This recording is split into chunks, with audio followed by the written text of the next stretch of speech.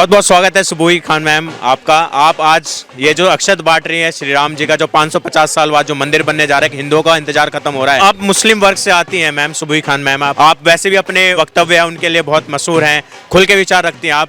आज आप अक्षत बांट रही है तो कुछ जो दूसरा पक्ष है जो इसके विरोध कर रहे थे वो भी सवाल उठा रहे हैं। अभी असदुद्दीन ओवैसी जी जो हैदराबाद के हैं सवाल उठा रहे हैं कि हमें अपने मस्जिद नहीं भूलना है, हमारे अपने मस्जिदों को आबाद रखना है, सरकार की गंदी नजर है उसके ऊपर, इस पे क्या? देखिए, सबसे पहली बात तो मैं असदुद्दीन ओवैसी साहब को मुसलमान नहीं मानती। वो केवल विशुद्ध नेता हैं।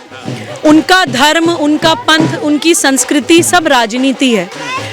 कोई भी मुसलमान जो इस्लाम को जानता है वो मेरी इस बात से अग्री करेगा, मानेगा कि इस्लाम के प्रिंसिपल्स के हिसाब से मस्जिद क्या होती है। मस्जिद केवल या तो दान दी हुई ज़मीन पे बन सकती है या फिर ख़रीदी हुई ज़मीन पे बन सकती है। अगर किसी का खून बहा के, किसी का दिल दुखा के, किसी की हक तलफी करके आपने किसी की प्रॉपर्टी में अपना झंडा गाड़ दिया तो वो मस्जिद नहीं होती, वो विवादित ढांचा होता है। इसी कारण कोर्ट ने भी उसको विवादित ढांचा घोषित किया था। हम लोग पता नहीं कौन सा इस्लाम ओवैसी साहब मानते हैं। हमें तो बचपन से ये बताया गया है कि अमानत में खयानत जो नहीं करता वो मुसलमान है, जो हक की बात करता है वो मुसलमान है। अगर किसी समाज के साथ कुछ गलत हुआ है और उसका साथ हम दे रहे हैं तो हम मुसलमान नहीं रहे।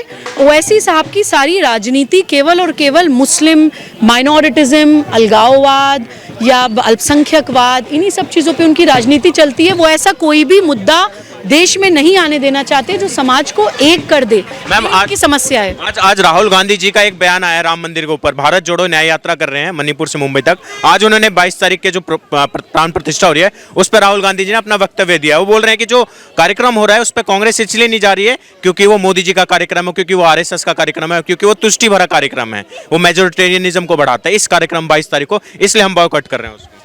देखिए, राहुल गांधी जी की अज्ञानता ही दर्शाता है इस तरह का स्टेटमेंट कि वो भगवान राम को, जो देश के रामत्व को रिप्रेजेंट करते हैं, ऐसे महापुरुष मर्यादा पुरुषोत्तम राम को अगर वो किसी व्यक्ति, किसी संगठन या किसी पार्टी से जोड़ रहे हैं तो कितने अज्ञानी है राहुल गांधी जी। भारत जोड़ो यात्रा तो वो तब कर पाएंगे ना जब वो भारत को समझेंगे। पहले जाकर तो वो ये देखें, समझें कि संस्कृति का मतलब क्या होता है। धर्म, पंथ और संस्कृति की परिभाषा और उसका अंतर भी नहीं जानते होंगे राहुल गांधी जी, और इस तरह की स्टेटमेंट्स दे रहे हैं। मैं ये कहना चाहती हूँ कि ये जो समय है ये पूरे देश के लिए उत्सव की तरह मनाने वाला समय है। और जैसे शादियों में फूफा और दामाद नाराज हो जाते हैं ना, उस तरह से लोग बिहेव करना बंद करें, इस उत्सव को मनाएं, क्योंकि पूरे देश ने संघर्ष किया है और पूरे देश की जीत है जो हमें मनानी चाहिए। ये जो आरोप लगा रहे हैं कांग्रेस वाले, विपक्ष वाले कि मोदी जी 22 तारीख को सिर्फ राजनीति चमका रहे हैं, ना इसका सनातन से, ना इसका धर्म से, ना इसका आस्था से कुछ लेना देना है, सिर्फ अपनी राजनीति चमका रहे 2024 लोकसभा के। देखिए, मैं ये कहना चाहती हूँ कि कुछ लोगों की मोदी जी से, हमारे प्रधानमंत्री जी से इस तरह की शिकायतें हैं, इस तरह का डाउट है कि अगर शायद मोदी जी 56 भोग भी लगा के उनको देंगे तो वो ये डाउट करेंगे कि कहीं इसमें जहर ना हो। तो वहम का इलाज तो हकीम लुकमान के पास भी नहीं है। और राम मंदिर की प्राण प्रतिष्ठा मुझे लगता है कि आज हो या कल होती या परसों होती या कभी भी होती, उस पर राजनीति होना तय था। तो हम लोग सरप्राइज नहीं हैं। जो लोग भगवान राम को नहीं समझते हैं, जो लोग रामत्व को नहीं समझते हैं, वो इस तरह के सवाल, इस तरह की अज्ञानता वाली बातें कर रहे हैं। और राम मंदिर को, रामत्व को आप मोदी जी से भी क्यों जोड़ रहे हैं? मेरे गुरुजी कहते हैं कि व्यक्ति से बड़ा दल और दल से बड़ा देश। ये देश का मुद्दा है, ये किसी संगठन, किसी व्यक्ति, किसी पार्टी का मुद्दा नहीं है।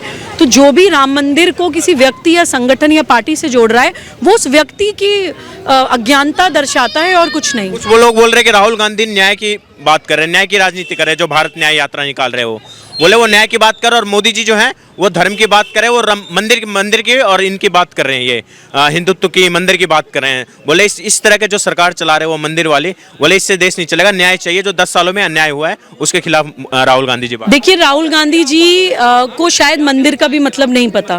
भारतीय संस्कृति में मंदिर कोई मनोकामना पूर्ति के केंद्र नहीं होते थे।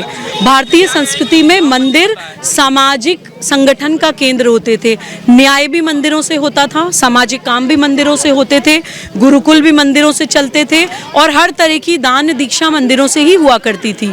मैं एक टेंपल इकोनॉमी की बात होती है, एंशिएंट टाइम में एक टेंपल इकोनॉमी चलती थी, टेंपल के आसपास सोसाइटी रन करती थी। एग्जैक्टली। प्रीति मैम, आपको ये जो आप अक्षत बांट रही हैं आज, ये जो राम का काज कर रही हैं आप, 22 तारीख के लिए जो प्राण प्रतिष्ठा हो रहे हैं, सबसे पहले बताइए कैसा लग रहा है आपको? बहुत अच्छा लग रहा है। और यही राम राज्य है कि प्रीति पांडे के न्योता पे राम जी का न्योता बांटने प्रीति पांडे की गेस्ट श्रीमती सुबुही खान है, तो इससे बड़ा राम राज्य क्या होगा कि कोई धर्म हो, कोई पंथ हो, सब लोग एक साथ आके राम मंदिर के निर्माण के लिए और राम मंदिर के 22 तारीख के आयोजन के लिए हम सब लोग, बहुत सारे लोग नहीं अयोध्या जाएंगे, लेकिन हम अपने अपने बिट क्या कर सकते हैं। आप जिस गांव में हैं, जिस शहर में, जिस देश में हैं, मैंने देखा कि अमेरिका में भी लोग राम जी के पोस्टर्स लेके, राम जी के झंडे लेके गाड़ियों की रैली निकाल टाइम स्क्वायर पे पूरा लाइव करने के बाद एग्जैक्टली। तो आप ये सोचिए, अब मेरा सवाल कुछ उन लोगों से, आप सवाल पूछे तो मेरा सवाल उन लोगों से है कि अगर अमेरिका में टाइम स्क्वायर पे लाइव दिखा रहे हैं, तो क्या टाइम स्क्वायर वाले किसी राजनीतिक दल से हैं, या टाइम स्क्वायर वाले बीजेपी, संघी, विश्व हिंदू परिषद या प्रधानमंत्री जी ने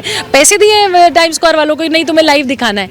ये खुद अपने अंदर एक भावना होती है। और अगर आप सेक्युलर की बात करते हो तो सेक्युलर आप उसी को कहते हैं जब आप हिंदू, मुस्लिम, सिख, ईसाई सारे धर्मों के, पंथों के, सब मजहब के, सारे रीति रिवाज के, सारे कल्चर की आप इज्जत करते हैं। आप अपने धर्म को मानिए, इज्जत दीजिए, लेकिन उतनी इज्जत आप दूसरे धर्म को भी। मैं थोड़ा राजनीतिक एक सवाल पूछूंगा। आज राहुल गांधी का एक सवाल आता है, एक बात बोलते हैं, वो जो भारत न्याय यात्रा कर रहे हैं, बोल रहे हैं ये राजनीतिक कार्यक्रम है, it's a political function of BJP and RSS, और मोदी जी की राजनीति चमकाने के लिए हो रहा है 22 तारीख को। आस्था, प्राण प्रतिष्ठा और ये भगवान राम से कुछ लेना देना नहीं है। आपने ऐसे नेता का नाम लिया है जिनकी पार्टी ने सदियों से, मतलब कई दशकों से पार्टी में रहते हुए, बड़े पद पे संभालते हुए, अध्यक्ष रहते हुए, उनकी माताजी अध्यक्ष रहते हुए, सांसद रहते हुए, इन्होंने वकीलों की फौज लगा दी सिर्फ इस बात को साबित करने के लिए कि राम का अस्तित्व नहीं है, राम अयोध्या में नहीं जन्मे थे। तो आप उन नेताओं की बात कर रहे हैं जब पूरा देश, पूरा विश्व राम राज्य की तरफ जा रहा है, राममय है। कल कुछ नेता तो गए थे कांग्रेस के। एक नेता मणिपुर में, वो जो कुछ दिन पहले इतनी खराब एक घटना हुई थी बेटियों के साथ, उस आग की अगर चिंगारी थोड़ी बहुत भी बची होगी तो उस आग में घी डालने का काम और सुलगाने का काम राहुल गांधी मणिपुर करने गए। नहीं तो न्याय यात्रा की इस समय जरूरत नहीं थी। आप विपक्ष में हैं, आप प्रधानमंत्री के खिलाफ लड़िए, कोई प्रॉब्लम नहीं है, लेकिन 22 तारीख के राम मंदिर के इतने बड़े आयोजन को छोटा दिखाने के लिए, एक छोटे मन, एल्यूट करना चाहते हैं, छोटे मन से एक छोटा नेता आप मणिपुर पहुंच गए, ये गलत है। कुछ नेता कुछ पहुंचे हैं कांग्रेस के, जो कांग्रेस के अध्यक्ष हैं, उत्तर प्रदेश के अध्यक्ष अजय राय, चाहे वो दीपेंद्र हुड्डा हो, ऐसे कुछ नेता पहुंचे हैं। कल दर्शन भी किया है, सरयू में स्नान भी किया है, तो बोल रहे हैं हमने तो मना नहीं किया है। नहीं, लेकिन मेरा फिर एक सवाल है, अगर आप जिन जिन नेताओं की बात कर रहे हैं वो सारे नेता कांग्रेस के किसी न किसी पद पे हैं। आपकी पार्टी न्योता ठुकराती है, आपकी पार्टी वकीलों की फौज लगाती है। कितने ये दोहरे चरित्र के लोग हैं, और पार्टी के कुछ बड़े नेता जनता को बेवकूफ़ बनाने के लिए, बरगलाने के लिए आप सरयू नहा लीजिए, आप गंगा नहा लीजिए, आप यमुना नहा लीजिए, आपका पाप नहीं धुलना है। आपका पाप जो आप न्याय यात्रा करने की बात कर रहे हैं, न्याय यात्रा कर रहे हैं, पहले जिसकी पार्टी ने भगवान को न्याय नहीं दिया हो वो क्या न्याय यात्रा करेगा भाई। मतलब आप दोहरे चरित्र का देख लीजिए कि आपकी पार्टी न्योता ठुकराती है और आप जाके अयोध्या में सरयू का स्नान कर रहे हैं, तो सरयू के स्नान से पाप नहीं धुलेगा। और दूसरी बात मैं ये कहना चाहती हूँ कि मेरे गुरुजी से जब मैंने पूछा कि ये राम मंदिर प्राण प्रतिष्ठा हो रही है, आपको कैसा लग रहा है, तो उन्होंने कहा कि अब हमें राम मंदिर से राम राज्य की ओर जाना है, पहला कदम, पहली सक्सेस हमने अचीव कर ली है। आप मुझे ये बताइए कि भगवान राम क्या केवल हिंदुओं के हैं? भगवान राम भारत में रहने वाले हर व्यक्ति के हैं। राम से बड़ा राम का नाम, और राम के नाम से बड़ा राम का काम। रामचरितमानस में राम राज्य के गुण दिए गए हैं, राम राज्य के लक्षण दिए गए हैं, जिसमें कहा जाता है कि राम राज्य में वापी, कूप, तालाब सब नीरा, यानी कि सारी वाटर बॉडीज, तालाब, रिवर्स सब पानी से, जल से भरी हुई होंगी। राम राज्य का लक्षण कहा जाता है कि सभी पेड़ फलों से, सब्जियों से लदे हुए होंगे। राम राज्य का लक्षण कहा जाता है कि राजा और प्रजा के बीच में कोई भय नहीं होगा। उस तरह के आइडियल स्टेट की हमें स्थापना करनी है, वो है राम राज्य। तो उससे राहुल गांधी जी को क्या समस्या हो रही है मैं नहीं जान पा रही हूँ। उनको लग रहा है कि मंदिर की राजनीति, मतलब कि सिर्फ किसी एक भगवान के नाम पे कोई पॉलिटिक्स हो रही है। मुझे लगता है कि ऐसा नहीं है, क्योंकि भारत में चित्र को नहीं चरित्र को पूजा जाता है। जब मंदिर निर्माण होगा तो हमारी खोया हुआ आत्मसम्मान लौटेगा। जब मंदिर निर्माण होगा तो हमारी संस्कृति पुनः स्थापित होगी। भगवान राम के बारे में भारत का बच्चा बच्चा पढ़ेगा, जानेगा, तभी तो होगा राम राज्य की स्थापना। आज राम का काम करके, राम का काज करके कैसा लग रहा है? आप न्योता बांट रही, एक बार दिखाना चाहेंगी ये दर्शकों को कि आपने ये जो अक्षत बांट रही है, कैसा लगा? पहले देखिए, आज का जो कार्यक्रम था हमारा, हम जंगपुरा में दुलारी देवी फाउंडेशन, मेरी दोस्त प्रीति पांडे जिसके डायरेक्टर हैं, दुलारी देवी फाउंडेशन के तत्वाधान में हम लोगों ने आज सभी घरों में ये इनविटेशंस बांटे हैं और 11-11 दिए सभी घर में दिए हैं। हिंदू, मुस्लिम, सिख, ईसाई सबके घर में दिए हैं और बहुत सारे मुस्लिम परिवारों ने भी सहर्ष उन दियों को स्वीकारा है। और हम लोगों ने रिक्वेस्ट की है कि 22 जनवरी को अयोध्या तो हर कोई नहीं पहुंच सकता है, लेकिन अपने घरों में ही वो 11 दिए जलाकर राम मंदिर निर्माण को सेलिब्रेट करें, इस उत्सव को मनाएं। देश में दिवाली जैसा माहौल दिखना चाहिए।